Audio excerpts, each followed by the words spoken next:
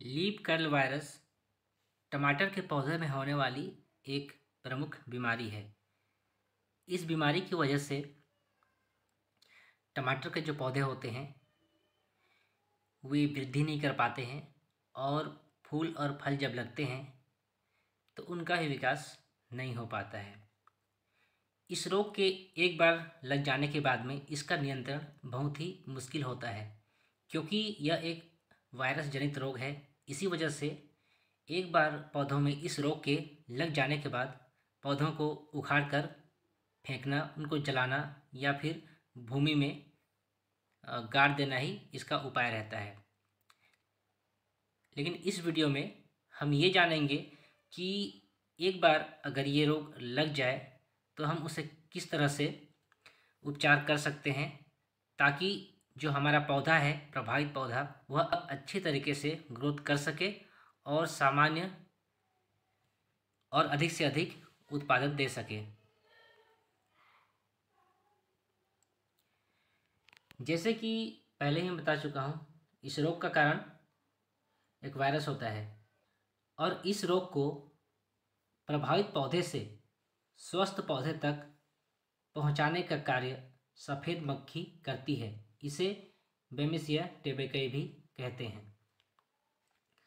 इनका नियंत्रण करने से वैसे इस रोग का संचरण होता नहीं है।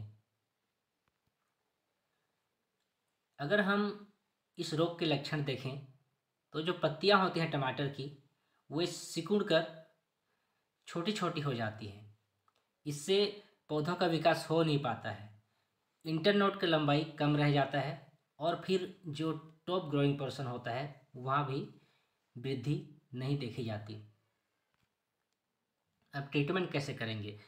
एक बार जब ये रोग आ जाता है तो हम कुछ ऐसा ट्रीटमेंट करते हैं ताकि हमारा जो पौधा है, प्रभावित पौधा, इस रोग से वह वृद्धि भी करे और अच्छी उत्पादन भी दे पाए। तो पहला ट्रीटमेंट हम लोग देखते हैं, यह है जिब्रेलिक एसिड GA3। जब हम जिब्रेलिक एसिड के 200 ppm का घोल बना करके प्रभावित पौधे में 15 दिनों के अंतराल पर जो सिकुड़ी हुई पत्तियां रहती हैं उन पर 3 स्प्रे डालते हैं, तब उसका इफ़ेक्ट हमें दिखता है। वह इफ़ेक्ट ऐसा होता है कि जो पौधों की लंबाई है, ऊंचाई है, वह बढ़ जाती है और पौधों में अधिक संख्या में फल लगते हैं और उनका वजन भी अधिक होता है। फिर हम दूसरा ट्रीटमेंट देखते हैं। इससे पहले ये बता दूं कि जिब्रेलिक एसिड पौधों में स्टेम और रूट के ग्रोथ को स्टिमुलेट करता है।